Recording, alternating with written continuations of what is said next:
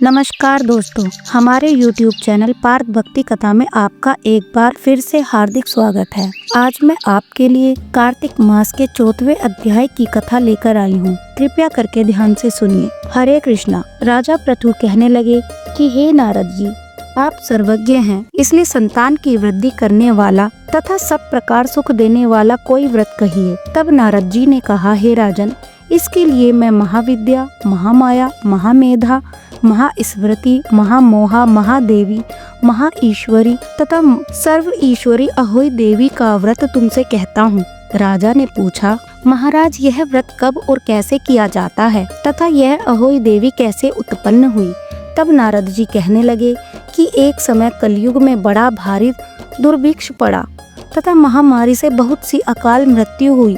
तब सब लोग एकत्रित होकर उस विपत्ति के निवारण का उपाय सोचने लगे। अंत में निश्चय कर कार्तिक कृष्णा सप्तमी को सबने व्रत रखा। व्रत करते समय शाम काल चामुंडा देवी हाथ में मुंड लिए प्रकट हुई और कहने लगी कि हम रुद्र सहित विहार करने के लिए यहाँ पर आ गए हैं, परंतु सारे संसार में पाप छाया हुआ है। ब्राह्मण वेदहीन, क्षत्रिय असमर्थ्य तथा वैश्य और शूद्र धर्म रहित हो गई हैं। स्त्रियों ने पतिव्रत धर्म छोड़ दिया है, इसलिए सब लोग अहोई देवी का व्रत करो। कार्तिक कृष्णा सप्तमी तथा अष्टमी को बाल वृद्धि और रोगियों को छोड़कर सबको यह व्रत करना चाहिए। सारे दिन भोजन न करके शाम काल अहोई देवी, जो कि मेरा ही नाम है, पूजन करना चाहिए। अपने मकान को गोबर और मिट्टी से लीपें। द्वार पर 4 रंगों काला, पीला, हरा और लाल से मूर्ति बनाएं। अच्छे सुंदर पकवान बनाकर मेरी पूजा करें। तभी एक धीवर की स्त्री कहने लगी कि हे माता, हम नीच लोगों का कर्तव्य भी बतलाएं।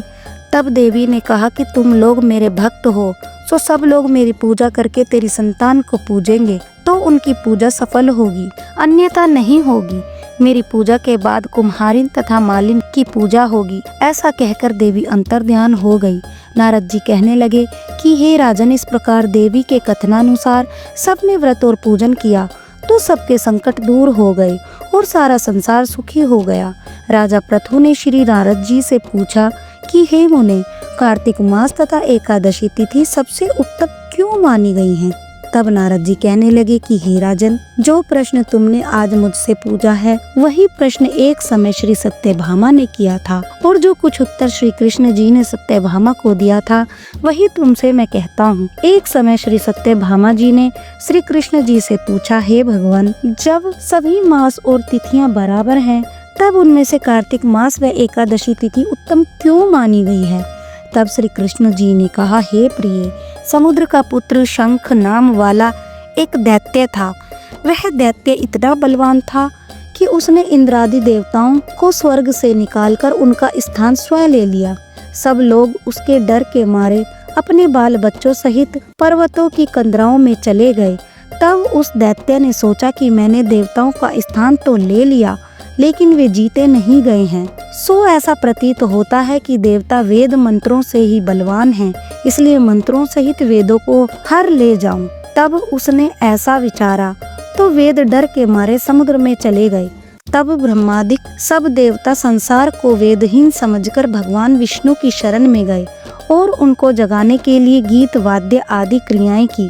भगवान के जागने पर आवाहन, आसन, पाद्य, अर्घ्य, आचमन, स्नान, वस्त्र, यज्ञोपवीत, चंदन, पुष्प, धूप, दीप, नैवेद्य, पान, प्रदक्षिणा और नमस्कार, इन सभी सामग्रियों से भगवान का पूजन किया। तब भगवान प्रसन्न होकर देवताओं से कहने लगे कि हे देवताओं, हम तुमसे अत्यंत प्रसन्न हैं, अतः शंख आदि दैत्यों को मारकर चारों वेदों को ले आएंगे।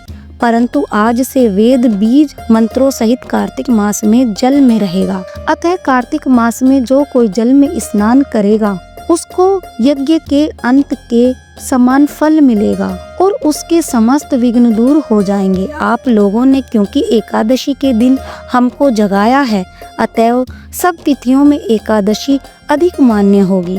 कार्तिक तथा एकादशी के व्रत हमको अति प्रिय हैं। नारद जी कहते हैं, राजन, इतना कहकर भगवान मछली का रूप धारण कर विंध्याचल में निवास करने वाले कश्यप जी की अंजलि में आ गए। कश्यप जी ने उनको कमंडल में डाल दिया। जब कमंडल भर गया तो मत्स्य रूप होकर भगवान कहने लगे कि हमको कोई बड़ा स्थान दो।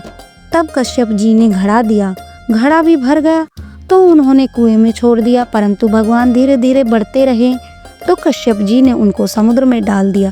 तब भगवान समुद्र में भी बढ़ने लगे। तब मत्स्य अवतार भगवान शंखासुर दैत्य को मारकर बद्री नारायण के आश्रम में आए।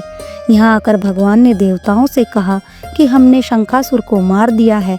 साथ ही ऋषियों से कहा कि आप लोग जाकर समुद्र में से वेदों को ढूंढ लो, तब तक हम देवताओं सहित प्रयाग में निवास करेंगे। तब ऋषियों ने वेदों के 6 अंगों छंद, व्याकरण, कोश, वैदिक, ज्योतिष और स्मृति सहित तपोबल द्वारा समुद्र में से ढूंढ निकाला। जिस वेद का जो भाग जिस ऋषि को मिला तब से वह उसी भाग ऋषि का माना गया। फिर सब ऋषि इकट्ठे होकर देवताओं के पास आए। तत्पश्चात ब्रह्मादिक देवताओं ने यहाँ पर अश्वमेध यज्ञ किया। तब से प्रयाग तीर्थराज कहा जाने लगा, जहाँ पर स्नान दान यज्ञादि करने से अनेक जन्मों के पाप नष्ट हो जाते हैं। हरे कृष्णा। इस प्रकार कार्तिक महात्म्य का 14वां अध्याय कैसा लगा?